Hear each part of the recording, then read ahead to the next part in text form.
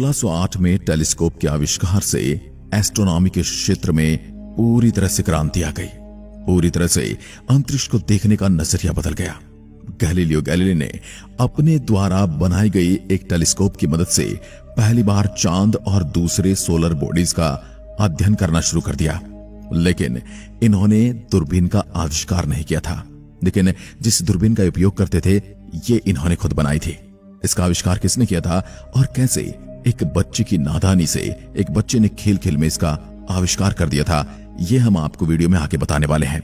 लेकिन हमारा main focus रहेगा कि चांद पर कैसे हम एक टेलीस्कोप यानी कि दूरबीन लगाने जा रहे हैं, उसमें क्या क्या समस्याएं आएंगी और क्या क्या होने वाला है। उन्होंने अपने टेलीस्कोप की मदद से पहली बार जुपिटर ग्रह के विशाल मून्स और फिर शनि ग्रह के रिंग्स का अध्ययन किया था। आज करीब 400 साल बाद हमने इस क्षेत्र में काफी तरक्की कर ली है।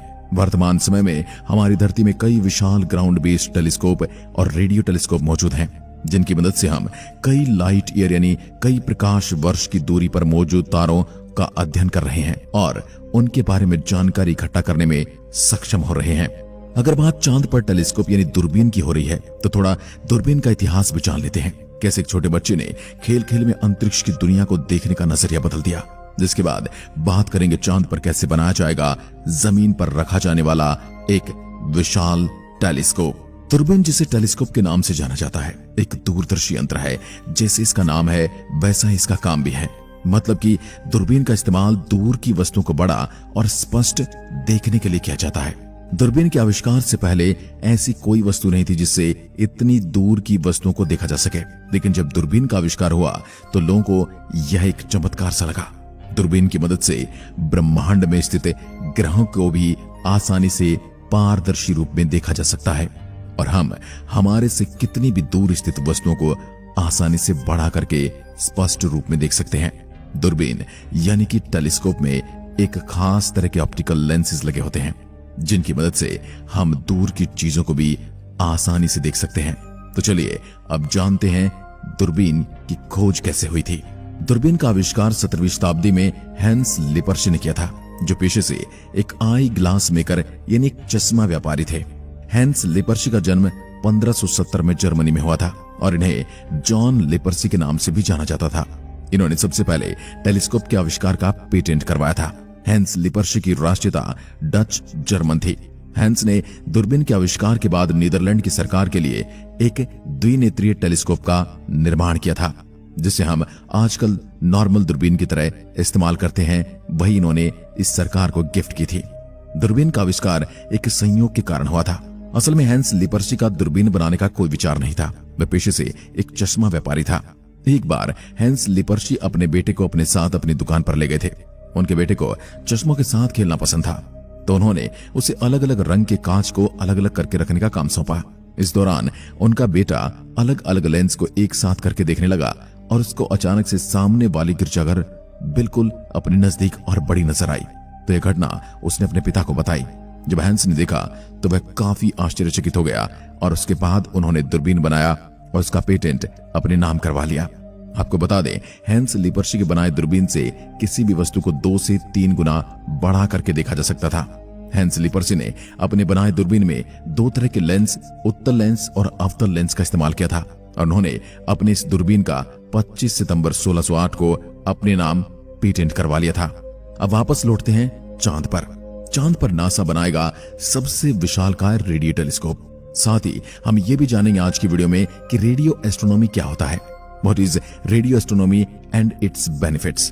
चांद की धरती पर ग्राउंड बेस्ड टेलीस्कोप के साथ साथ क्या क्या समस्याएं आ सकती हैं। क्यों वैज्ञानिक चांद के उस हिस्से पर टेलीस्कोप बनाना चाहते हैं जहां हमेशा सिर्फ अंधेरा ही अंधेरा रहता है। चांद पर रेडियो टेलीस्कोप बनाने को लेकर क्या क्या रिसर्च की जा रही है। चांद पर रेडियो टेलीस्कोप बनाने से क्या क्या फायदे होने वाले हैं और वैज्ञानिक इसको लेकर कितने उत्साहित हैं। चांद पर रेडियो टेलीस्कोप को धरती पर मौजूद रेडियो टेलीस्कोप की कार्यशैली और उनके निर्माण में किस तरह से फर्क होगा और इसके क्या फायदे भविष्य में और क्या हमें रिजल्ट मिलने वाले हैं। चांद पर रेडियो टेलीस्कोप का निर्माण कैसे किया जा सकता है। क्या हम वहां पर उपकरण ले जाकर इसको असेंबल करके वहीं पर बनाएंगे या इसे धरती पर ही तैयार करके फिर चांद पर भेजा जाएगा। रेडियो टेलीस्कोप बनाने में वायर मैश का उपयोग कैसे किया जाएगा और ये कितना कारगर होगा। नासा का डू एक्सल रोवर क्या है और इसकी क्या भूमिका होगी, चांद पर रेडियो टेलीस्कोप बनाने में किस तरह की चुनौतियां आने वाली हैं और वैज्ञानिक इनका समाधान ढूंढ निकालने में कैसे कामयाब हो रहे हैं। धरती पर ग्राउंड बेस्ड टेलीस्कोप को धरती से स्पेस का अध्ययन करने में कई परेशानियों का सामना करना पड़ता है, जिसकी वजह से इनकी रेंज और एक्यूरेसी काफी कम हो जाती है, जिससे पार पाने के लिए हमने स्पेस टेलीस्कोप का सहारा लिया, जो कि धरती की ऑर्बिट में मौजूद रहकर स्पेस का अध्ययन करने में सक्षम थे। अब इससे आगे बढ़ते हुए अमेरिकी स्पेस एजेंसी नासा और दुनिया भर के कई वैज्ञानिक हमारे मून के डार्क साइड पर करीब 1 किलोमीटर जितना विशाल रेडियो टेलीस्कोप का निर्माण करने की योजना पर काम कर रहे हैं। पर आखिर वैज्ञानिक चांद के काले वाले यानी डार्क साइड में रेडियो टेलीस्कोप का निर्माण क्यों करना चाहते हैं और कैसे यह टेलीस्कोप हमारे ब्रह्मांड की शुरुआत और डार्क मैटर्स का एक नए सिरे से अध्ययन करने में हमारी मदद कर सकता है, ये सब आज हम आपको बताने वाले हैं। सबसे पहले जानते कि रेडियो एस्ट्रोनॉमी होती क्या है और ये कैसे काम करती है और इसके फायदे क्या हैं। रेडियो एस्ट्रोनॉमी का एक सब फाइड होता है, जहां दूसरे सेलेस्टियल ऑब्जेक्ट का अध्ययन रेडियो फ्रिक्वेंसीज में किया जाता है, जिसकी मदद से हम ऐसे फेनोमेना और सेलेस्टियल बॉडीज को देख और उनका अध्ययन कर सकते हैं जो कि दूसरे इलेक्ट्रोमैग्नेटिक स्पेक्ट्रम में इनविजिबल रहते हैं। हमारी धरती में कई विशालकाय रेडियो टेलीस्कोप मौजूद हैं जो कि लगातार हमारे सौरमंडल और हमारे ब्रह्मांड का अध्ययन कर रहे हैं। धरती पर मौजूद लगभग हर तरह के electronic instruments radio waves emit करते हैं और साथ ही हमारी धरती का डेंस एटमॉस्फेयर स्पेस से आने वाले कई तरह के रेडियो सिग्नल्स को वापस स्पेस में रिफ्लेक्ट कर देता है। ऐसे में धरती पर मौजूद रेडियो टेलीस्कोप को कॉस्मोस से आने वाले रेडियो सिग्नल का अध्ययन करने के लिए बहुत ही ज्यादा परेशानियों का सामना करना पड़ता है। ये यूं कहिए कि यहां तक सिग्नल ठीक से नहीं पहुंच पाता है।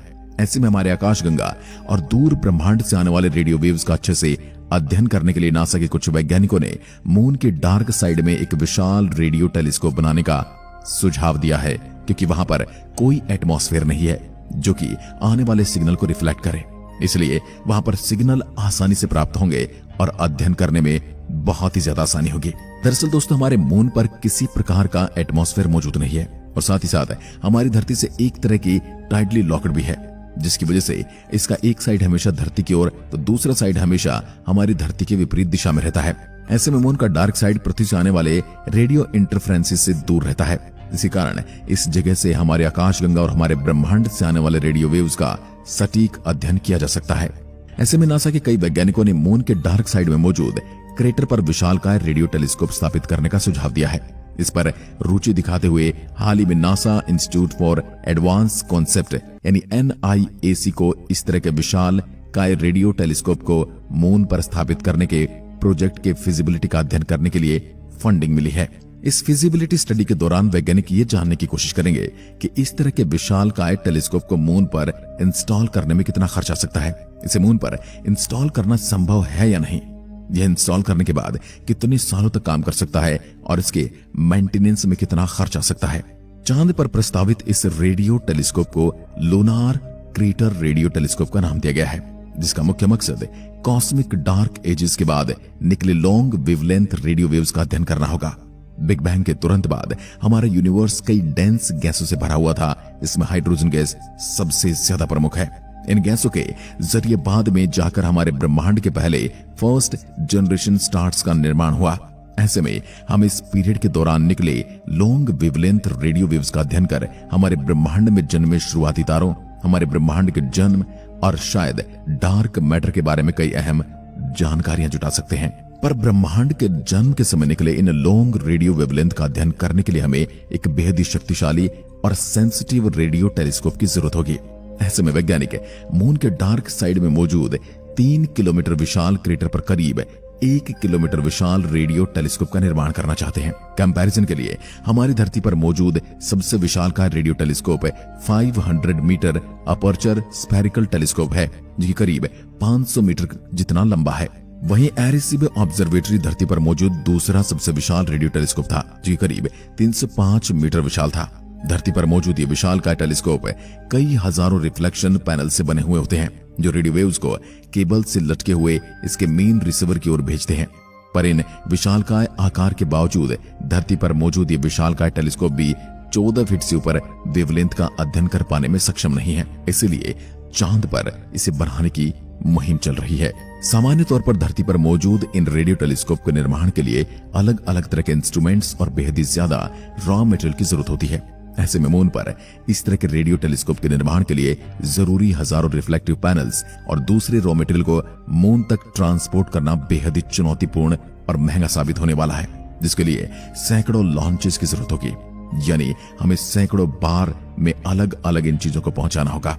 रेडियो टेलीस्कोप बनाने में वायर मैश का उपयोग कैसे होगा? इससे बचने के लिए वैज्ञानिकों ने कुछ ऐसे तरीके सुझाए हैं जिनके जरिए हम बेहद ही कम रिसोर्सेज का उपयोग करते हुए ऑटोमेटिक रोबोट्स की मदद से मून पर लूनार टेलीस्कोप का निर्माण कर सकेंगे। इसमें सबसे बड़ा सुझाव यह है कि धरती पर मौजूद टेलीस्कोप के निर्माण में उपयोग होने वाले हजारों रिफ्लेक्टिव पैनल्स की जगह लूनार टेलीस्कोप को बनाने में वायर मैश का उपयोग किया जाएगा। वायर मैश के जरिए क्रेटर के सेंटर में एक तरह के रिफ्लेक्टिव शील्ड का निर्माण किया जाएगा, जो कि रेडियो वेव्स को इसके रिसीवर की ओर भेजने का काम करेगा। सबसे शुरुआती मिशन के जरिए सबसे पहले लूनार टेलीस्कोप के निर्माण के लिए जरूरी थिन वायर मैश को मून के सरफेस तक ले जाएगा, जिसके बाद एक दूसरा मिशन नासा के डू एक्सेल रोवर को मून तक ले जाने का काम करेगा। नासा का डू एक्सेल रोवर पहली बार में देखने पर एक सामान्य सा रोवर नजर आता है, पर एक बेहद ही खास रोवर है जो कि अलग अलग मोड्स में काम कर सकता है। पहले मोड में किसी अन्य रोवर की तरह अध्ययन और दूसरे काम करने में सक्षम है, पर दूसरे मोड में है रोवर दो अलग अलग हिस्सों में बंट जाता है। जहां इसका मुख्य हिस्सा उसी जगह पर बना रहता है, तो वहीं केबल से जुड़ा हुआ इसका दूसरा हिस्सा ऐसी जगह पर जाकर अध्ययन और दूसरे काम करने में सक्षम है जहां किसी दूसरे रोवर या इंसान का पहुंच पाना नामुमकिन है। ऐसे में हर रोवर वैज्ञानिकों को मून के विशाल और खतरनाक क्रेटर पर रेडियो टेलीस्कोप को इंस्टॉल करने में मदद कर सकता है। पर इस प्रस्तावित मिशन के सामने कुछ और भी चुनौतियां मौजूद हैं, जिससे कि इसे मैश नेटवर्क का डिजाइन और स्ट्रक्चर बहुत ही सटीक होना चाहिए ताकि रेडियो टेलीस्कोप सही तरीके से काम कर सके, और दूसरा कि मैश हमारे चांद के बेहद ही उतार चढ़ाव वाले टेम्परेचर को सहने में सक्षम हो, कि कोई भी एटमॉस्फेयर मौजूद नहीं होने के कारण हमारे मून का सरफेस टेम्परेचर दिन के समय 127 डिग्री सेल्सियस तो रात के समय -173 डिग्री सेल्सियस तक चला जाता है। ऐसे में मून का है variable temperature lunar radio telescope के लिए सभी इंस्ट्रूमेंट के लिए बेहद ही खतरनाक साबित हो सकता है। अभी तक नासा ने लूनार क्रेटर रेडियो टेलीस्कोप को पूरी तरह से तो मंजूरी नहीं दी है। ऐसे में से मंजूरी मिलने और एक हकीकत बनने में काफी समय लग सकता है, पर NIAC को मिले फंड से यह साफ है कि इसने लूनार टेलीस्कोप के अध्ययन में काफी तेजी से काम करना शुरू कर दिया है, और अगर सब कुछ ठीक रहा तो यह आने वाले कुछ सालों में एक नासा मिशन का रूप ले सकता है। पृथ्वी के रेडियो डिस्टरबेंस से दूर मून के डार्क साइड में मौजूद ये विशालकाय रेडियो टेलीस्कोप अगर हकीकत में बन जाता है तो आने वाले समय में हमारे ओरिजिन और हमारे भविष्य को काफी हद तक समझने में मदद कर सकता है। ऐसे में नासा और इस रेडियो टेलीस्कोप के बारे में आपका क्या सोचना है? क्या यह सच में एक क्रांतिकारी कदम साबित होगा? क्या यह उन रहस्यों से पर्दा उठा पाएगा जिन रहस्यों को जानने के लिए आप, मैं और अंतरिक्ष वैज्ञानिक जी जान से लगे हुए हैं? हमें कमेंट में लिखकर जरूर बताएं। एक बार फिर मिलते हैं, तब तक के लिए नमस्कार, जय हिंद, जय भारत।